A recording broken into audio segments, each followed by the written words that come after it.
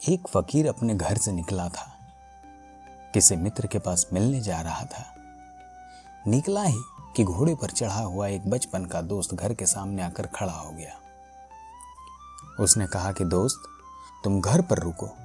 वर्षों से प्रतीक्षा करता था कि तुम आओगे तो बैठेंगे और बातें करेंगे, और दुर्भाग्य कि मुझे किसी मित्र से मिलने जाना है। मैं वचन दे चुका हूं, तो मैं वहां जाऊंगा। घंटे भर में जल्दी से जल्दी वापस आऊंगा, तब तक तुम विश्राम करो। उसके मित्र ने कहा कि मुझे तो चैन नहीं है, अच्छा हुआ कि मैं तुम्हारे साथ चला चलूं। लेकिन उसने कहा कि मेरे कपड़े सब गंदे हो गए हैं धूल से रास्ते की। अगर तुम्हारे पास कुछ अच्छा कपड़ा हो तो मुझे दे दो, मैं डाल लूं और साथ हो जाऊं। निश्चित था उस फकीर के पास किसी सम्राट ने उसे एक बहुमूल्य कोट, एक पगड़ी और धोती भेंट की थी। उसने संभाल कर रखी थी। कभी जरूरत पड़ेगी तो पहनूंगा, यह जरूरत कभी नहीं आई उसे। और उसने चुपचाप उसे निकाल कर खुशी में आकर दे दी। मित्र ने जब पहन लिया तब उसे थोड़ी ईर्ष्या पैदा हुई। मित्र ने पहनकर तो मित्र सम्राट मालूम होने लगा। बहुमूल्य कोट था, पगड़ी थी, धोती थी, शानदार जूते थे, और उसके सामने वह फकीर बिल्कुल ही नौकर चाकर दीनहीन दिखाई पड़ने लगा। उसने सोचा कि यह तो बड़ी मुश्किल हो गई, यह तो बड़ा गलत हो गया। जिनके घर मैं जाऊंगा सारा ध्यान इन पर जाएगा, मुझ पर किसी का भी ध्यान नहीं जाएगा। अपने ही कपड़े, और आज अपने ही कपड़ों के कारण मैं दीनहीन मालूम पड़ रहा हूं। लेकिन बार बार मन को समझाया उस फकीर ने कि मैं फकीर हूं, आत्मा परमात्मा की बात करने वाला, क्या रखा है कोट पगड़ी में, छोड़ो, पहने रहने दो, कितना फर्क पड़ता है। लेकिन जितना समझाने की कोशिश की, कोट पगड़ी में क्या रखा है, कोट पगड़ी ही उसके मन में घूमने लगी। मित्र दूसरी बातें करने लगा, लेकिन वह भीतर तो, ऊपर तो कुछ और ही दूसरी बातें कर रहा है, लेकिन वहां उसका मन नहीं है। भीतर उसमें बस कोट और पगड़ी। रास्ते पर जो भी आदमी देखता है उसको कोई नहीं देखता। मित्र की तरफ सभी आंखें चली जाती हैं।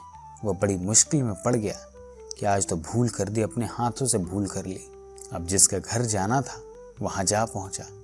जाकर परिचय दिया कि यह मेरे मित्र हैं जमाल, बचपन के दोस्त हैं, बड़े प्यारे आदमी हैं। और फिर अचानक अनजाने मुंह से निकल गया कि रह गए कपड़े, सो कपड़े मेरे हैं।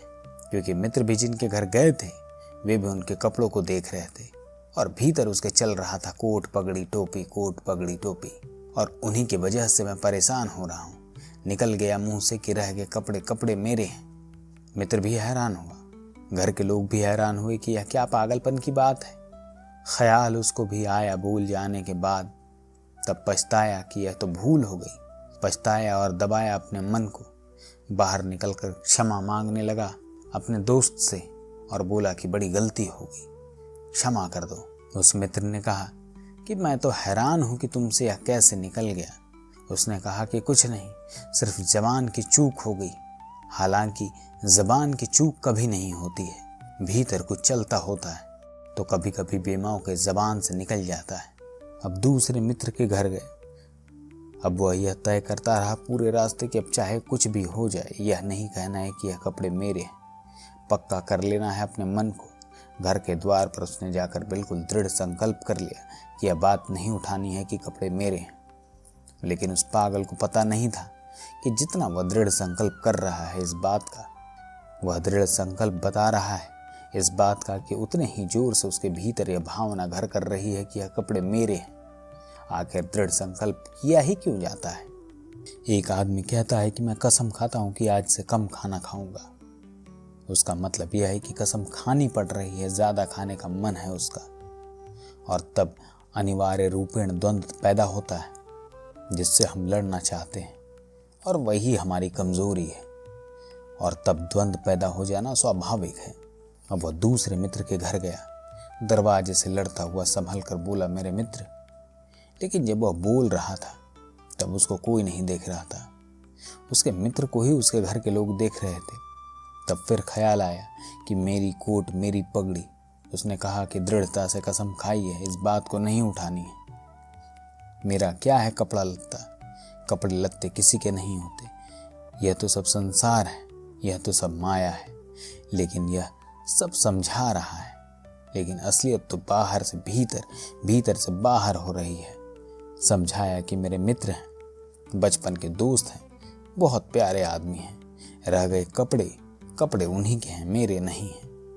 पर घर के लोगों का ख्याल आया कि कपड़े उन्हीं के हैं, मेरे नहीं हैं। आज तक ऐसा तो कोई परिचय नहीं देखा गया। अब दोबारा से उससे भूल हो गई थी। बाहर निकलकर क्षमा मांगने लगा कि बड़ी भूल हुई जा रही है, मैं क्या करूं, यह क्या हो गया है मुझे। आज तक मेरी जिंदगी में कपड़ों ने इस तरह मुझे नहीं पकड़ा था, किसी को नहीं पकड़ा है। अगर तरकीब उपयोग में करें तो कपड़े पकड़ ले सकते हैं। मित्र ने कहा कि मैं जाता नहीं तुम्हारे साथ, पर वह हाथ जोड़ने लगा कि ऐसा मत करो, जीवन भर के लिए दुख रह जाएगा कि मैंने क्या दुर्व्यवहार किया है। अब मैं कसम खाकर कहता हूँ कि कपड़ों की बात ही नहीं उठानी। मैं बिल्कुल भगवान की कसम खाता हूँ कि कपड़ों की बात नहीं उठानी है। और कसम खाने वालों से हमेशा सावधान रहना ज़रूरी है, क्योंकि जो भी कसम खाता है उसके भीतर उस कसम से भी मजबूत कोई बैठा है, जिसके खिलाफ वह कसम खा रहा है। और वह जो भीतर बैठा है वह ज़्यादा भीतर है। कसम ऊपर है और बाहर है। कसम चेतन मन से खाई गई है, और जो भीतर बैठा है वह अचेतन की परतों तक समाया हुआ है। अगर मन के 10 हिस्से कर दें तो कसम एक हिस्से ने खाई है और 9 हिस्सा उल्टा भीतर खड़ा हुआ है। अब गए तीसरे मित्र के घर। अब उसने बिल्कुल ही अपनी सांसों तक पर संयम कर रखा है।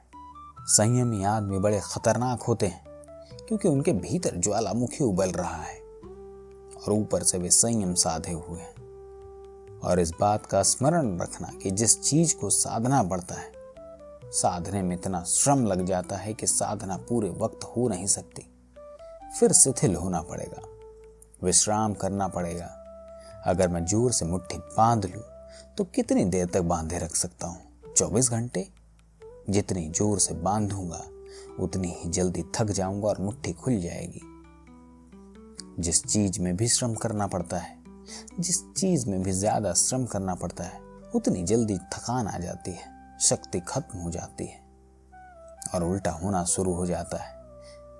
मुट्ठी बांधी जितनी जोर से, उतनी जल्दी मुट्ठी खुल जाएगी। मुट्ठी खुली रखी जा सकती है 24 घंटे, लेकिन बांध कर नहीं रखी जा सकती। जिस काम में श्रम पड़ता है उस काम को आप जीवन नहीं बना सकते। कभी सहज नहीं हो सकता वह काम, श्रम पड़ेगा, फिर विश्राम का वक्त आएगा।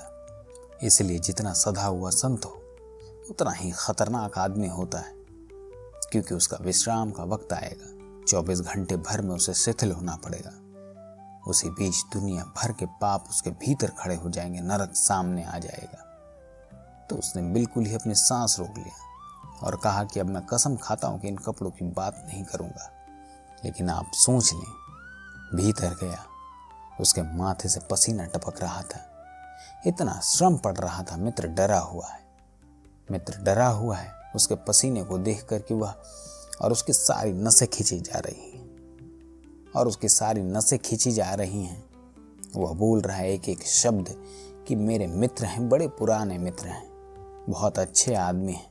और वह एक क्षण वह रुका, जैसे भीतर से कोई जोर का धक्का आया हो और सब सामने आ गया, बाढ़ से आ गई और वो बह गया। और उसने कहा कि रह गई कपड़ों की बात, तो मैंने कसम खा ली है कि मैं कपड़ों की बात ही नहीं करनी। लेकिन आप सोच ले उसकी हालत। अगर आप थोड़े बहुत भी धार्मिक आदमी होंगे तो आपको अपने अनुभव से भी पता चल सकता है कि क्या उसकी हालत हुई होगी।